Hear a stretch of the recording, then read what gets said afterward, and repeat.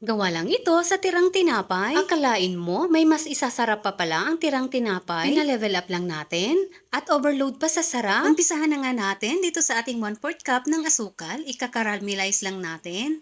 Lagyan lang natin ng 1 tablespoon ng tubig para mas madali. Pwede naman diretso na, wag nyo na lang lagyan ng tubig. Once nag-caramelize na, pwede na po ito. Ibuhos lang natin kaagad dito sa ating lalagyan. Mabilis lang kasi itong tumigas. Lagyan lang natin ng raisins, pero optional lang po ito. Depende na sa inyo kung gusto nyo lagyan o hindi. At iset aside lang muna natin ito. At ito na yung mga tirang sliced bread ko sa ref. Kahit anong klaseng tirang tinapay ay pwede po. Ayan, at na-slice ko lang ito ng ganito kanipis. Lagyan lang natin ang 2 itlog. Large size po ang ginamit ko dito. At isang lata ng creme densada. Napakasarap talaga nito dahil sa creme densada. I-mix-mix lang muna natin itong mabuti. Dagdag aroma lang, lagyan lang natin ng 1 teaspoon ng vanilla extract. Ayan, at i-mix-mix lang po natin ulit itong mabuti.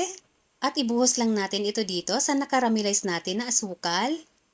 Magdadagdag lang ako ng raisins, pero optional lang po ito ha. Paborito ko kasi ang raisins. Ayan, at ready na ito para i-steam na natin.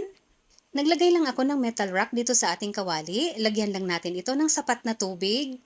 At hintayin na lang natin ito na kumulo. Ayan, at kumukulo na. Ilagay na natin. Steam lang natin ito ng 25 to 30 minutes. After 30 minutes, ayan, luto na.